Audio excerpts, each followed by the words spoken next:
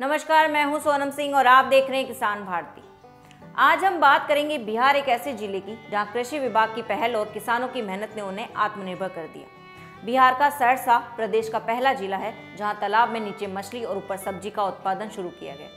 जिले के कहरा प्रखंड के बनगांव और नौहट्टा के रामोती गांव में तालाब में 200-200 लीटर के 8-8 ड्रम लगाकर ऊपर नाव नुमा बांस का मचान तैयार करते सब्जी उगाने की व्यवस्था की गई। धूप और गर्मी पानी में बर्बाद नहीं होने वाली ग्रो बैग में वर्मी कंपोस्ट, नारियल की भूसी, लकड़ी का बुरादा, स्लिम सॉइल जैसे सामग्रियों का उपयोग डस्ट तैयार कर सब्जी उत्पादन के लिए किया गया।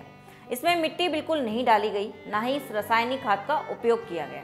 दोनों जगहों पर पालक, लाल साग, करेला, बैंगन और धनिया पत्ता की बुआई की गई है।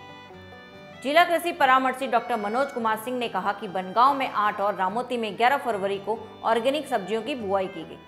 अभी स्थिति यह है कि 10 से 12 सेंटीमीटर का एक पौधा हो गया है। इस तरह से सब्जी उत्पादन की वैकल्पिक व्यवस्था का उद्देश्य यह है कि बाढ़ के दौरान भी सब्जियों की उपज होती रहे, किसानों को खाने के लिए सब्जी मिलती रहे, शेष सब्जी किसान बाजार में बेचकर पैसा भी कमा सकते हैं।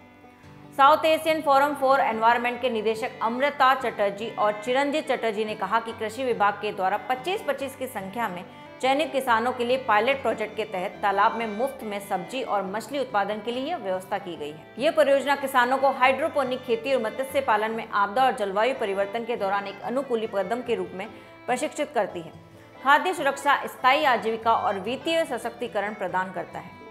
हाइड्रोपोनिक खेती के तहत की गई सब्जी की खेती को और सौर ऊर्जा के तहत पर्याप्त पानी मिल रहा है। सोलर चलित यंत्र का उपयोग सिंचाई के लिए किया जा रहा है। ऑटोमेटिक सिंचाई व्यवस्था के कारण सब्जी के पौधे में पानी डालने के लिए किसानों को अधिक मशक्कत भी नहीं करनी पड़ रही है।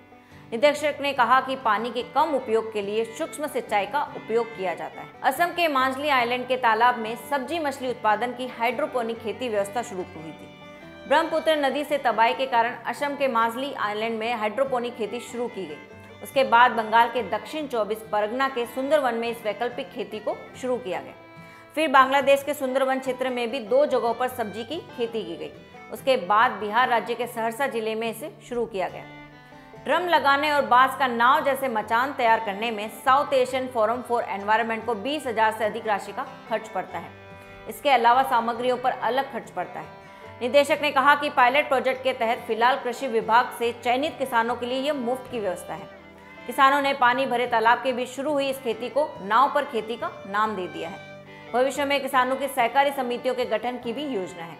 निदेशक ने कहा कि भविष्य में प्रशिक्षित किसान स्थानीय संस्थाओं को मजबूत करने के लिए सहकारी समितियों का गठन करेंगे, जो कोविड या बाढ़ जैसी आपदा की घड़ी में सहायता कर सकेंगे।